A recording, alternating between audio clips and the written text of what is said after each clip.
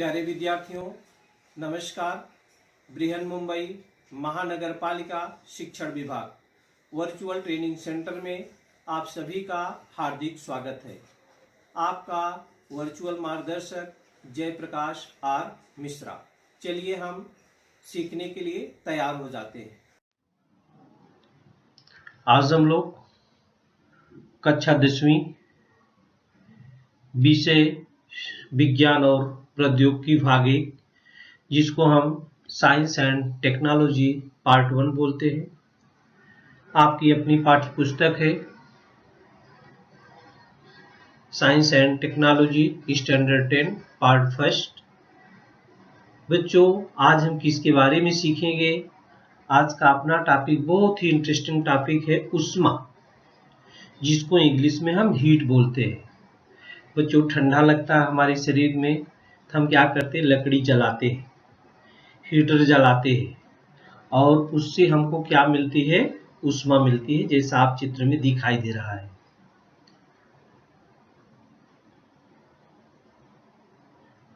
तो ऊष्मा क्या है? हीट, इसके बारे में हम आपको जानकारी देंगे।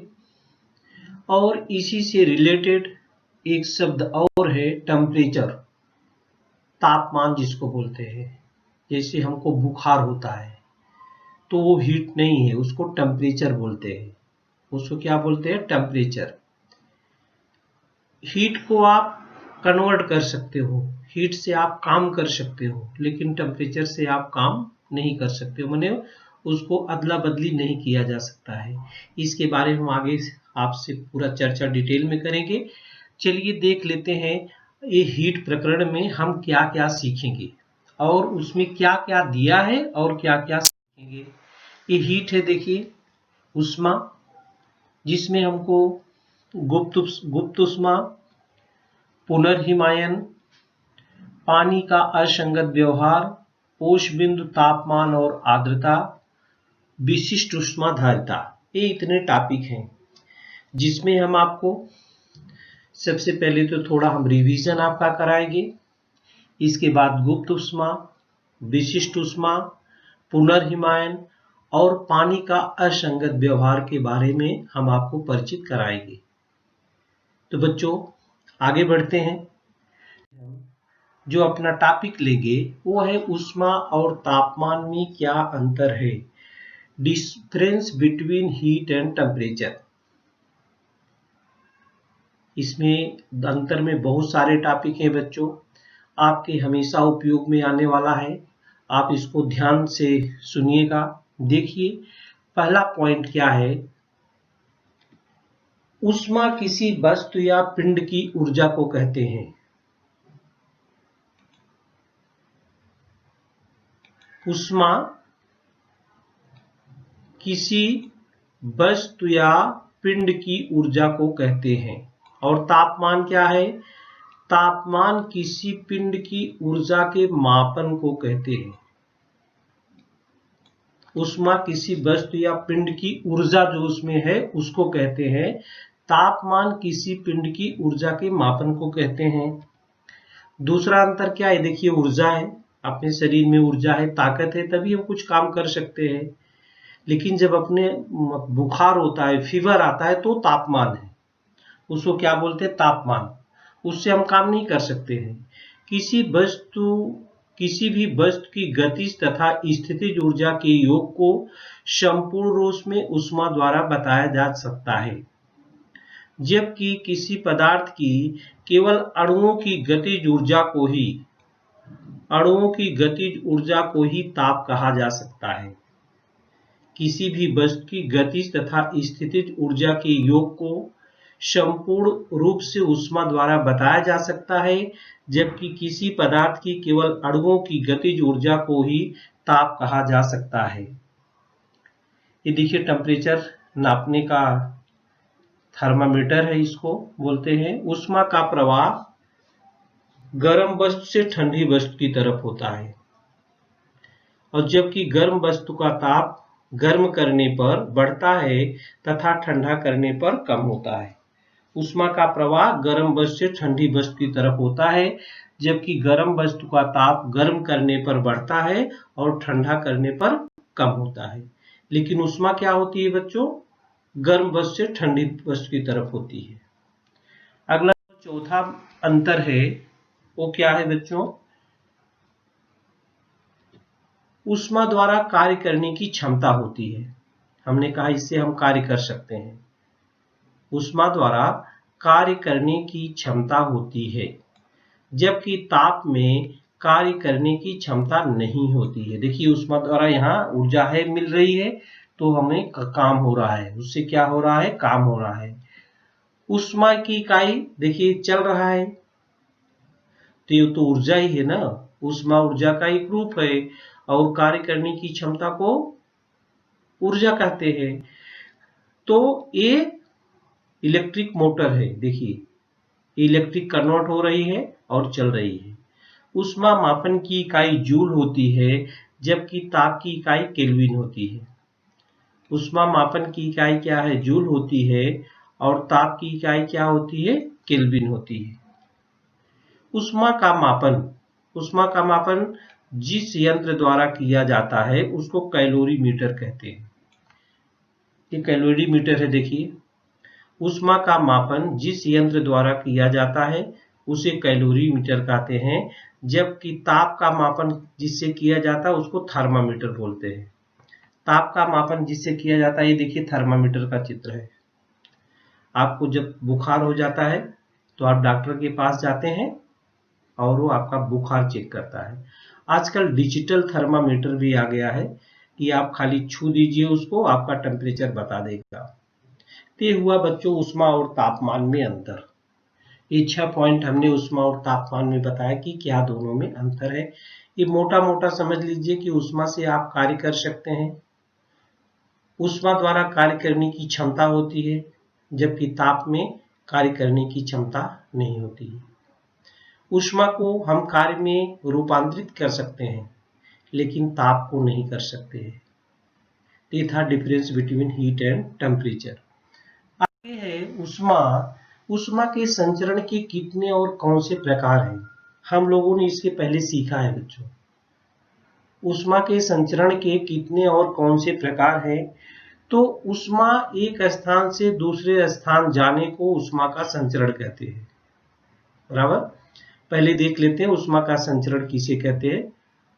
ऊष्मा एक स्थान से दूसरे स्थान जाने को ऊष्मा कहते हैं। ऊष्मा का संचरण, इसकी 3 विधियां हैं, चालन, संवहन और विकिरण। आपने पढ़ा है, थोड़ा सा याद करेंगे आपको आ जाएगा। Conduction, convection and radiation. ऊष्मा एक स्थान से दूसरे स्थान जाने को ऊष्मा का संचरण कहते हैं। इनकी 3 विधियां हैं, चालन, संवहन और विकिरण।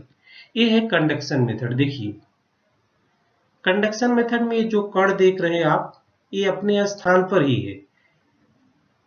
इसको हम डिटेल में बताएंगे आपको। एक कंडक्शन ऑफ हीट है, कैसे गर्म होती है चालन विधि से, और दूसरा आप देख लीजिए संवेदन कन्वेंशन विधि है। जैसे आप पानी गर्म करते हैं तो गर्म होता है कन्वेक्शन विधि द्वारा। गैस और द्रव ये दोनों कन्वेक्शन विधि द्वारा होते। देखिए जब आप नीचे से पानी गर्म करते हैं, जो पानी गर्म हो जाता है उसके और ऊपर चले जाते हैं, वो हल्के हो जाते हैं, और जो ठंडा रहता है वो नीचे आ जाते हैं। इस प्रकार से कन्वेक्शन विधि। रेडिएशन, इसको माध्यम की जरूरत नहीं होती है, जैसे सूर्य से आपको गर्मी मिलती है वो रेडिएशन विधि से मिलती है। तो बच्चों ये देखिए ये भी कंडक्शन मेथड है। आप इसको गर्म करते हैं तो ये कण अपने आगे वाले कण को क्या करते हैं, गर्म हो रहा है, अपना वाला कण अपने स्थान पर हिलता है, केवल अपना स्थान बदलता नहीं है, आगे वाले को गर्मी देता है। जैसे कोई छड़ आप गर्म करो, एक सिरा आप उसको गर्म करते, दूसरा सिरा भी आपके जो हाथ में रहता है वो गर्म हो जाता है। तो किस विधि द्वारा गर्म होता है बच्चों? चालन विधि द्वारा गर्म होता है। ये देखिए प्रेशर कुकर है या चाय बनाने का बर्तन है, ये डायरेक्ट हीट जो निकलती है और आपके हाथों तक पहुंचती है उसको रेडिएशन बोलते हैं। इसको माध्यम की जरूरत नहीं होती है। ये देखिए ये जो बताया गया है कन्वेक्शन है, पानी गर्म हो रहा है ना, तो गर्म होकर के इसके कण ऊपर चले जा रहे हैं, जो हल्के हो जाते हैं। गर्म होने पर उसके कण क्या होते हैं, हल्के हो जाते हैं, उसके अणु गर्मी पाने पर और ऊपर चला जाते हैं, तो पानी का ऊपर जो भारी वाला है वो नीचे आ जाता है। तो इस प्रकार से क्रम चलता रहता है और पूरा पानी गर्म हो जाता है। और ये देखिए बर्तन गर्म है तो धीरे धीरे ये हैंडल भी गर्म हो जाता है। धीरे धीरे क्या होता है, जैसे जैसे पूरा बर्तन गर्म हो जाएगा तो ये पूरा हैंडल भी गर्म हो जाता है। यहाँ जो उदाहरण दिख रहा है उसमें चालन भी है, संवहन भी है और विकिरण भी है। आगे हम चालन, संवहन और विकिरण तीनों का उदाहरण आपको हम बताएंगे। ये देखिए चालन। चालन के द्वारा ऊष्मा पदार्थ में एक स्थान से दूसरे स्थान तक पदार्थ के कणों को अपने स्थान का परिवर्तन किए बिना, देखिए हमने उदाहरण आपको दिखाया था, एक स्थान से दूसरे स्थान तक पदार्थ के अपने स्थान का परिवर्तन किए बिना पहुंचती है।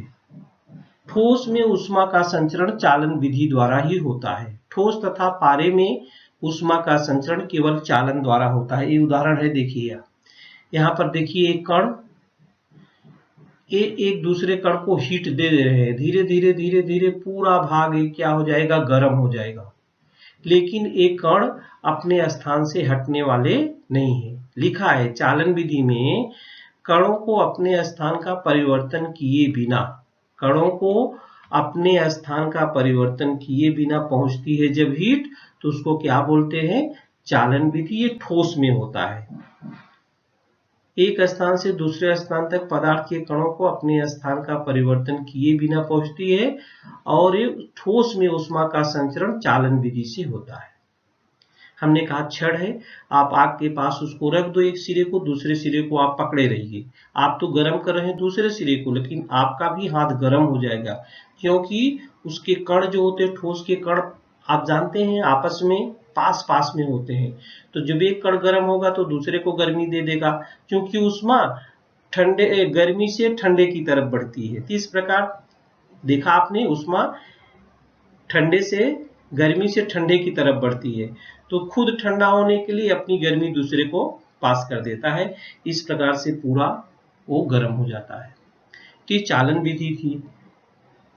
ये देखिए ये भी गर्म किया जा रहा है लैंप से, और धीरे धीरे पूरी राड, देखिए धीरे धीरे पूरी राड क्या हो जा रही है, गर्म हो जा रही है।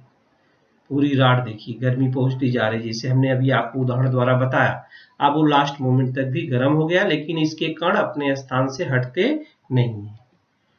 तो पदार्थों का वर्गीकरण जो 3 प्रकार से होता है। चालक, सभी धातु और अम्लीय पदार्थ मानव ये चालक हैं। कुचालक क्या है, लकड़ी है। ऊष्मारोधी क्या है, एबोनाइट है और एस्बेस्टॉस है। तो पदार्थों का वर्गीकरण 3 प्रकार से होता है, चालक में होता है, कुचालक में होता है और ऊष्मारोधी में होता है। दूसरा जो था संवहन, इस विधि में ऊष्मा का संचरण पदार्थ के कणों के स्थानांतरण के द्वारा होता है। पदार्थ के कणों के स्थानांतरण, उनके कण स्थानांतरित हो जाए। जैसे हमने बताया गर्म पानी जब होता है तो नीचे वाले कण जो गर्म हो जाते हैं वो ऊपर जाते हैं हल्के होकर के, और ऊपर वाला जो भारी कण रहता है वो नीचे आता है, तो इसे हम संवहन विधि कहते हैं। संवहन गैस और द्रव दोनों संवहन विधि में आते हैं। इसका हम आपको दिखाते हैं। ये देखिए इसके कण इस प्रकार से घूमते हैं। देखिए जो गर्म हो गया वो ऊपर चला गया, और हरा, जो लाल और हरा 2 चित्र हम दिखा रहे हैं आपको, जो गर्म दोनों तरफ घूमते हैं, एंटी क्लॉकवाइज क्लॉकवाइज दोनों तरफ घूमते हैं। तो जो गर्म हो गया वो ऊपर उठ गया और जो ठंडा था वो नीचे हो गया, क्योंकि गैस के अणु जो होते गर्म होने पर वे हल्के हो जाते हैं। बच्चों गैस के अणु या द्रव के अणु जो भी है वो जब गर्म होते हैं तो हल्के हो जाते हैं, तो हल्के होकर के ऊपर उठते हैं, और जो ऊपर वाले गर्म हैं वो नीचे आते हैं। इसीलिए देखिए आपके घरों में जो खिड़की दरवाजे लगे रहते हैं, दरवाजा नीचे रहता है, खिड़की ऊपर रहती है, तो दरवाजे से ज्यादा बड़ा दरवाजा होता है खिड़की, और रोशनदान ऊपर लगे रहते हैं घरों में। तो हम जब सांस लेते हैं, श्वसन क्रिया करते हैं, ऑक्सीजन भारी होती है, कार्बन डाइऑक्साइड हल्की होती है।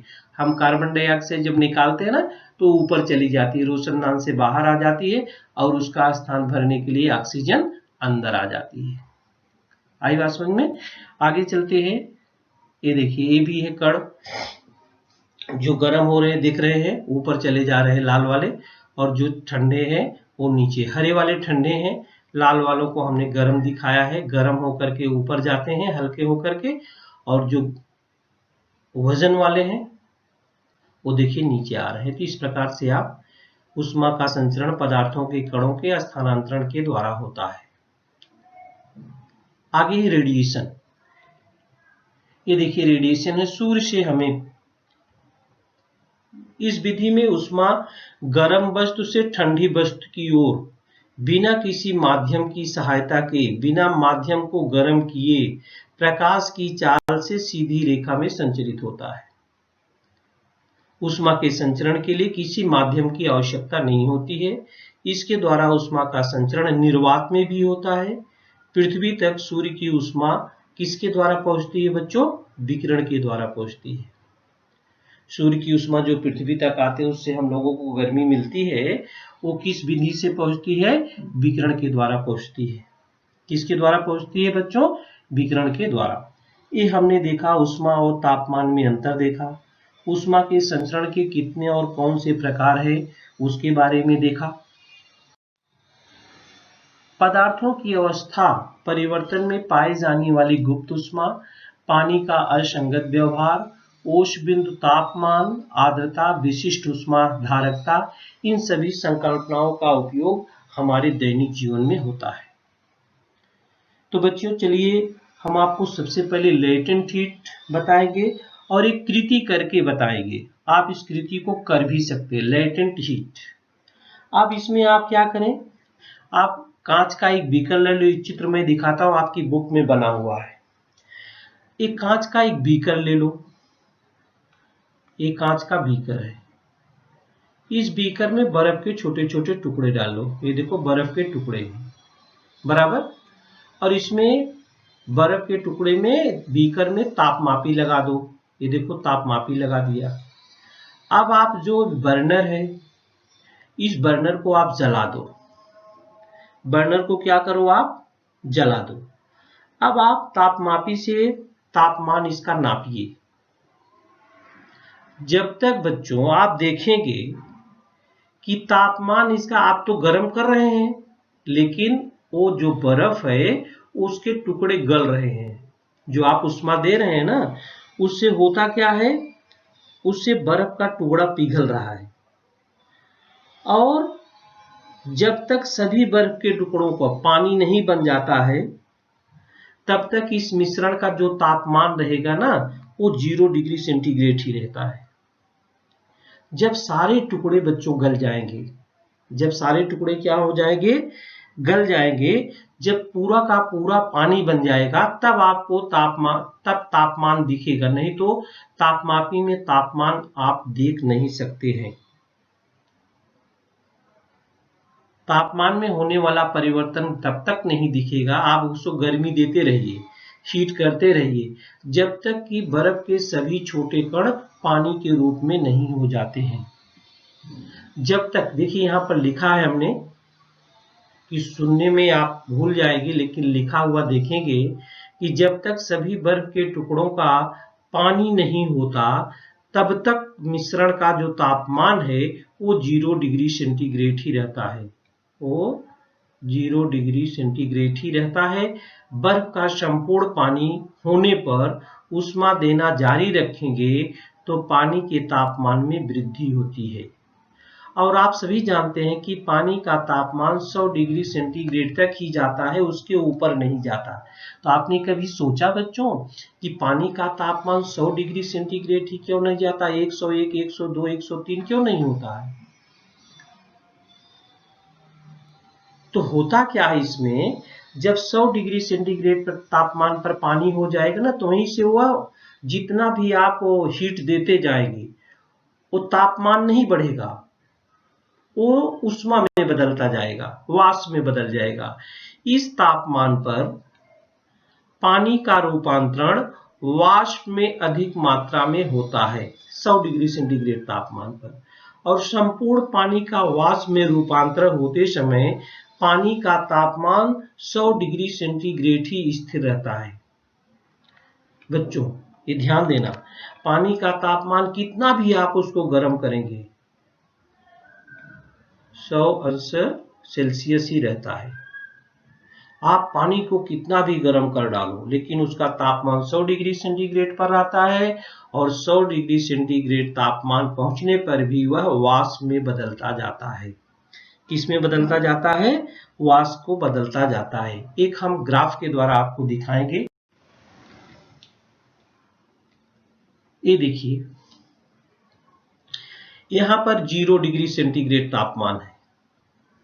जब तक कि क्या हुआ, पूरा का पूरा बर्फ पानी में नहीं बदल जाएगा, तब तक आपको कोई परिवर्तन, यहां से यहां तक देखिए, यहां से यहां तक कोई परिवर्तन नहीं दिखाई दिया। इसके बाद जब आप पानी को गर्म करते हैं, जब आप पानी को गर्म करते हैं तो यहां से तापमान बढ़ता है, और तापमान कहां पहुंचता है बच्चों? 100 डिग्री सेंटीग्रेड पर। और बॉइलिंग पॉइंट इसका 100 डिग्री सेंटीग्रेड जैसे ही होता है, पानी किस में बदलने लगता है? ये देखिए, वाष्प दिखाई गई है, पानी वाष्प में बदलने लगता है। और जब तक आप पानी का तापमान 100, देखिए दिख रहा है, जब तक पानी का तापमान 100 डिग्री सेंटीग्रेड पर आप गर्म करते रहेंगे, वो वाष्प में बदलता जाएगा। वाष्प में क्या हो जाएगा? बदलता जाएगा। तो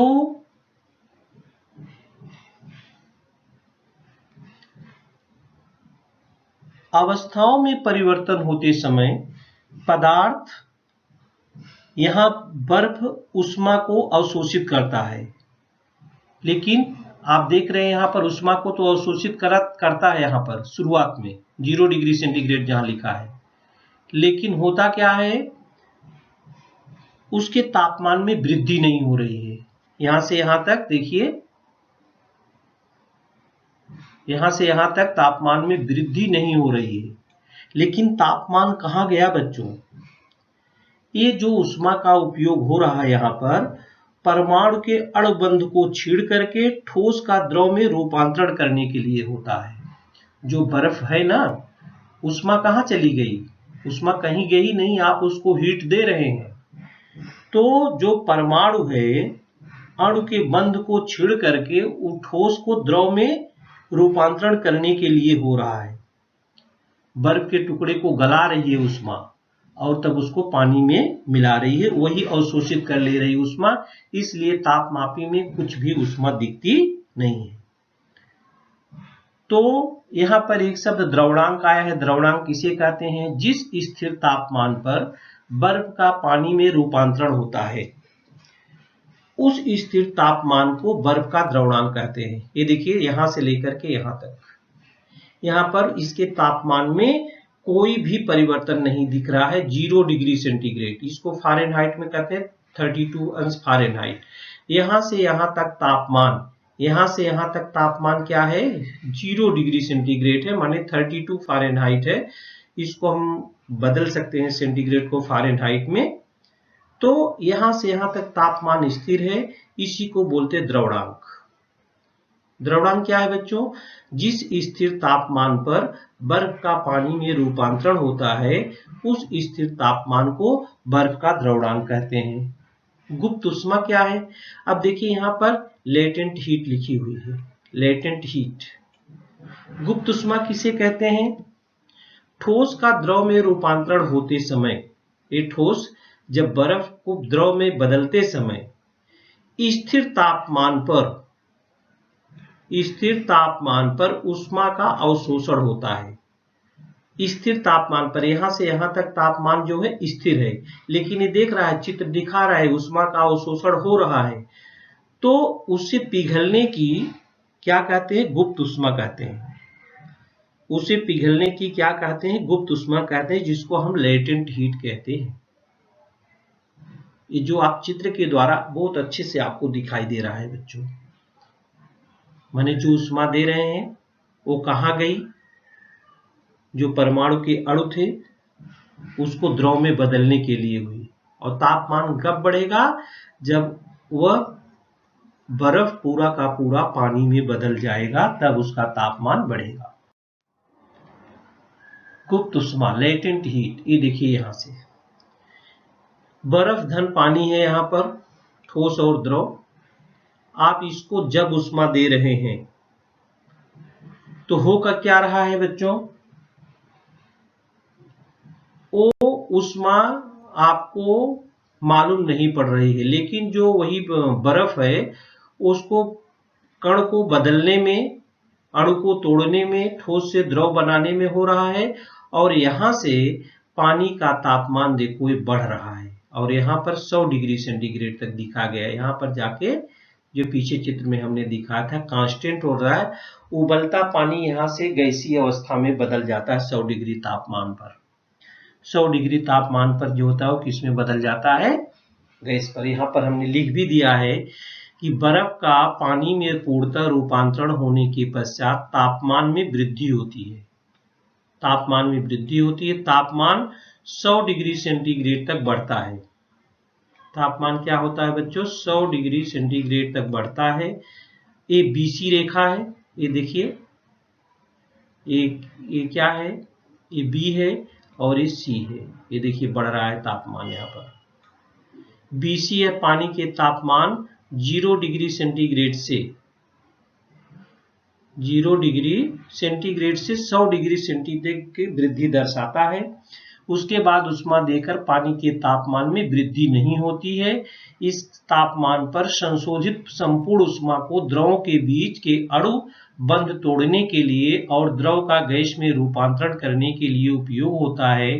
द्रव का रूपांतरण गैस में होते समय उष्मा अवशोषित होती है, परंतु उसके तापमान में वृद्धि नहीं होती। क्वथनांक किसे कहते हैं, जिस स्थिर तापमान पर द्रव का रूपांतरण वायु में होता है उसे पदार्थ का क्वथनांक कहते हैं। उसे पदार्थ का क्या कहते हैं, क्वथनांक। इकाई द्रव्यमान के ठोस पदार्थों का द्रव में पूर्णतः स्थानांतरण होते समय स्थिर तापमान पर जिस उष्मा का अवशोषण होता है, ऐसी उष्मा को पिघलने की हम विशिष्ट गुप्त उष्मा, specific latent heat of melting कहते हैं। और वाष्प की विशिष्ट गुप्त उष्मा किसे कहते हैं, इकाई द्रव्यमानों के द्रव पदार्थ का गैसीय पदार्थों में पूर्णतः रूपांतरण होते समय स्थिर तापमान पर जो उष्मा द्रव द्वारा अवशोषित की जाती है, उस उष्मा को वाष्प की विशिष्ट गुप्त उष्मा कहते हैं। Specific latent heat of vaporisation, वाष्प की विशिष्ट गुप्त उष्मा। एक पिघलने की विशिष्ट गुप्त उष्मा है और एक वाष्प की विशिष्ट गुप्त उष्मा है। ये दो प्रकार की गुप्त उष्मा की परिभाषा है, इसको आप याद रखेंगे। द्रवणांक और क्वथनांक बच्चों सबका अलग अलग होता है। पानी है, बर्फ है, तांबा है, इथाइल अल्कोहल है, सोना है, चांदी है, शीशा है। एक चार्ट हमने दिया है, इसमें आप सबका द्रवणांक देख सकते हैं, क्वथनांक देख सकते हैं, पिघलने की विशिष्ट गुप्त उष्मा देख सकते हैं और वाष्प की विशिष्ट गुप्त उष्मा देख सकते हैं। तो अभी पीछे हमने द्रवणांक पढ़ाया, क्वथनांक पढ़ाया, पिघलने की विशिष्ट गुप्त उष्मा देखा और वाष्प की विशिष्ट गुप्त उष्मा देखा। तो इसके आधार पर आप चार्ट दिया गया है, इसको अच्छी तरह से आप पढ़ेंगे तो आपकी कितना द्रवणांक है किस पदार्थ का, कितना क्वथनांक है, आपको इस तरह से आ जाएगा। एक आगे शब्द है पुनर्हिमायन। पुनर्हिमायन बच्चों आपने गोला खाया है, ठेले पर गोला बिकता है।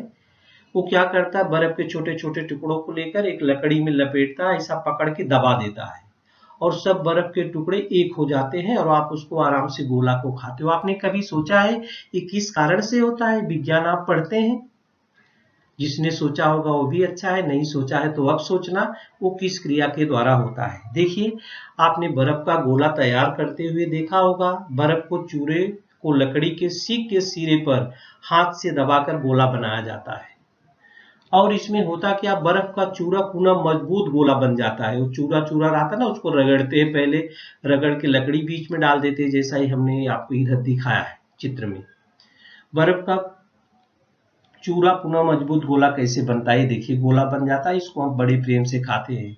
तो बर्फ के दो टुकड़े लेकर एक दूसरे पर अगर आप दबा कर रखें तो कुछ समय बाद वे मजबूती से एक दूसरे को पकड़ लेते हैं। ये भी प्रयोग आप करके देख सकते हैं घर पे, लॉकडाउन भी चल रहा है। आप घर में हैं तो बर्फ के 2 टुकड़े ले लो, दोनों को एक दबा के कुछ समय तक रख दो। आप देखेंगे फिर आपको मालूम नहीं पड़ेगा ये बर्फ हमको जोड़ा गया है, वो जुड़ जाएगा आपस में और आप उसको फिर अलग जल्दी नहीं कर सकते हो। तो ये सारी क्रिया किसके द्वारा होती है बच्चों? ये सारी क्रिया, ये सारी घटना पुनर्हिमायन के कारण होती है। तो हम आपको दिखाएंगे कि पुनर्हिमायन क्या है, पुनर्हिमायन किसे कहते हैं।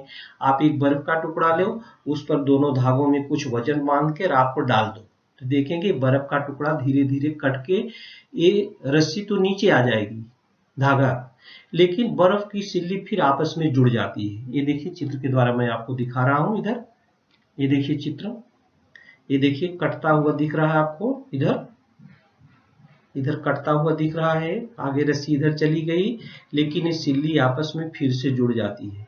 ये भी यहाँ पर कटेगा तो फिर आपस में जुड़ जाएगा।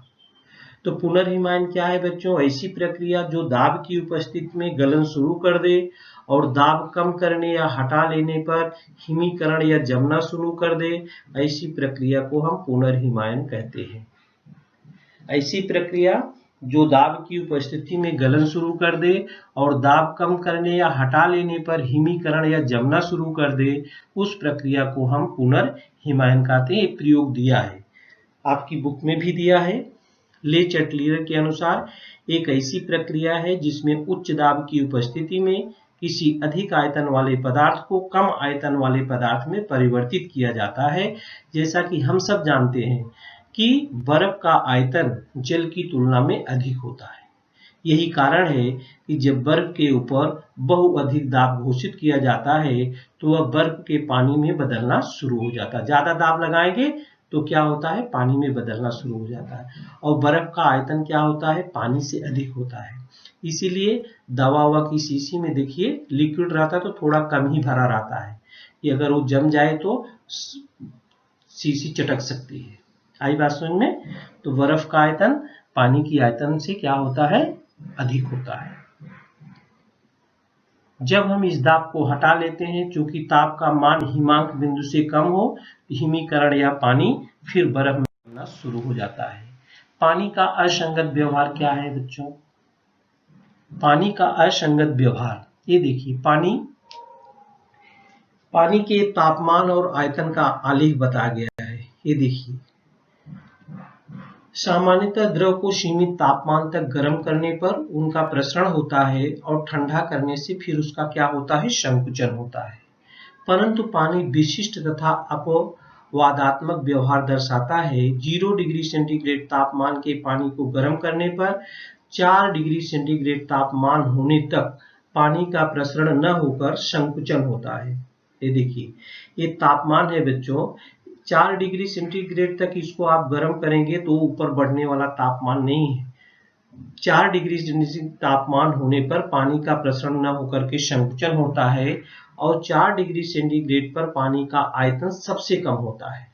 4 डिग्री अगर तापमान है तो वहां पर पानी का आयतन सबसे कम होता है और 4 डिग्री सेंटीग्रेड से अधिक तापमान में वृद्धि करने पर पानी का आयतन क्या होता है? बढ़ता जाता है। और 0 डिग्री से 4 डिग्री इस तापमान के बीच होने वाले पानी के इस व्यवहार को पानी का असंगत व्यवहार कहा जाता है। ये था पानी का असंगत व्यवहार। तो आज हम लोगों ने बच्चों इस पाठ में क्या क्या सीखा? हमने सीखा ऊष्मा तापमान में अंतर, ऊष्मा के संचरण के कितने और कौन से प्रकार हैं, गुप्त ऊष्मा के बारे में सीखा और द्रवणांक क्वथनांक के बारे में सीखा। और क्या सीखा? पुनर्हिमायन क्रिया क्या होती है उसके बारे में गोले का उदाहरण दिया, जो गोला आप खाते हैं। और पानी का असंगत व्यवहार के बारे में हम लोगों ने सीखा।